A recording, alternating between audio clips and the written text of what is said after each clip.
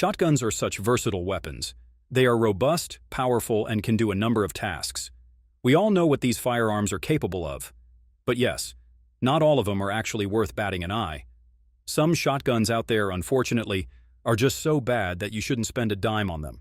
What's up, everyone? This is Scott, and today I'm going to reveal to you some of the bad shotguns that you need to avoid at all costs because of quality or performance issues that surround them. Before anything else, let me do this quick plug. Hit the like and subscribe button. You can see all those buttons below this video. I know it feels like a hassle, but those simple clicks mean a lot for my channel. Now let's get back to the good stuff. Cobra Force. This one is a bit more tame than the other shotguns I listed here. Manufactured by TriStar, the Cobra Force by TriStar is a mixed bag of a shotgun, which basically tells that it has some good points and bad points to consider. This shotgun is built for tactical applications, proven by its innovative return spring on the forend, designed to assist in chambering a fresh shell after firing. What this thing does is enhance the speed at which you can reload the shotgun. But this is also the very feature that somewhat tarnished the reputation of the Cobra Force. The mechanism doesn't really work well in controlled environments, such as organized ranges, because it doesn't have a way to lock the action open. As a result, it's difficult for this shotgun to comply with most range protocols. The least that users can do at this point is to disable the spring. Its tactical appearance may not appeal to traditional hunters, plus the mere fact it only has a 5-round capacity somewhat limits its appeal to the greater market. Overall, it's a shootable shotgun, but there are other better alternatives you can consider for an asking price of $400. ATA Arms CY Semi-Auto Shotgun. I was somewhat conflicted about putting the ATA Arms CY on this list. I had some runs with this semi-auto shotgun, and I must say that it's a good budget choice and an alternative for the likes of, let's say, a Benelli M4 or any of those semi-auto from Benelli. The performance of the CY is just decent, but it's quite puzzling that it has some reliability issues, given that it has a straightforward design or operation. I mean, unlike all the shotguns here, the CY doesn't have complex internals.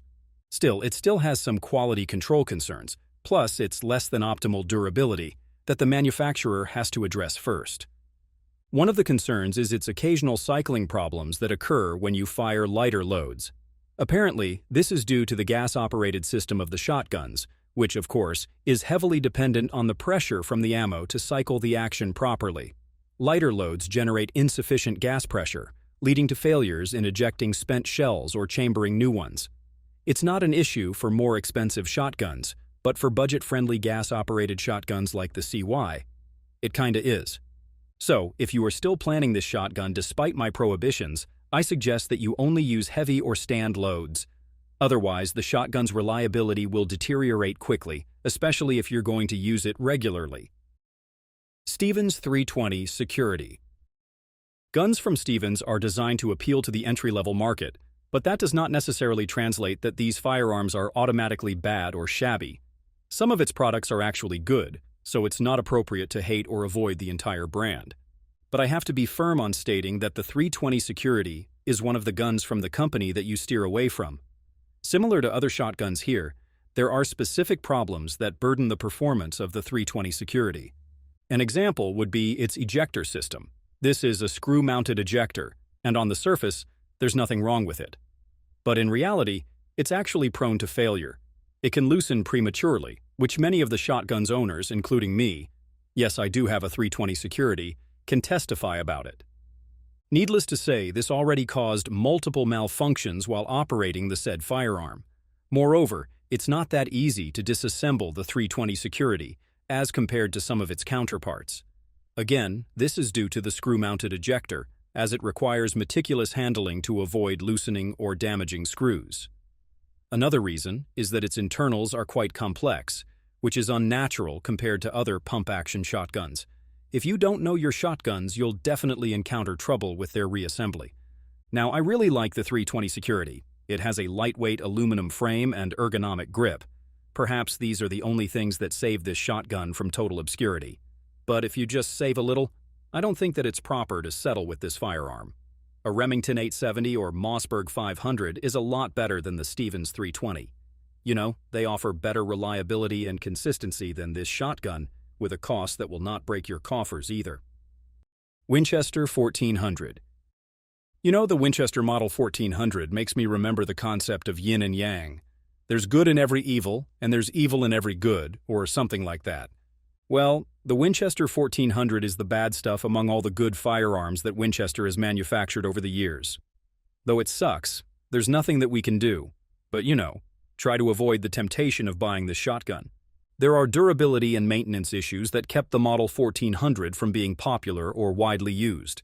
That's just sad considering that this shotgun is actually superb in reducing recoil and keeping a lightweight stature, which are qualities useful for hunting or defensive scenarios. I also see this shotgun as a great choice for casual and new shotgun shooters.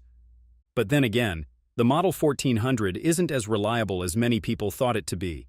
It uses a complex gas-operated system that impairs the overall shootability of the shotgun. Time and time again, I kept hearing Model 1400 owners complaining about how susceptible the action of their shotguns are to jam, especially if they don't overclean it. Most of these malfunctions usually pop when you fire low brass or light target loads to the gun.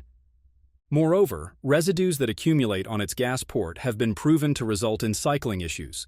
In other shotguns, this doesn't happen all the time, but for the Winchester 1400, it's a recurring problem. And the only solution is that you clean and maintain the gun as religiously as possible. It's not really a bad thing, but I know that some folks don't have time for that. Additionally, replacement parts for the Model 1400 are becoming increasingly scarce these days. If this thing breaks, getting it repaired or replaced won't be easy. Surely it functions adequately as a hunting or field gun with low annual usage, but you can never use it regularly, such as in clay target shooting or heavy field conditions. Remington 887 Nitro Mag. The Remington 887. Nitro Mag is supposedly a good shotgun. It's constructed by Remington, after all, which is one of the most seasoned manufacturers of highly reliable rifles and shotguns. But for some reason, the Nitro Mag didn't really live up to the expectations of many. This shotgun has reliability and quality issues, so it's not really advisable to risk your cash for it. One of the recurring problems of the Nitro Mag, according to its users, of course, is its tendency to misfire. Apparently, this is caused by the movement of the forend, or, in some cases, inadequate seating of the bolt carrier.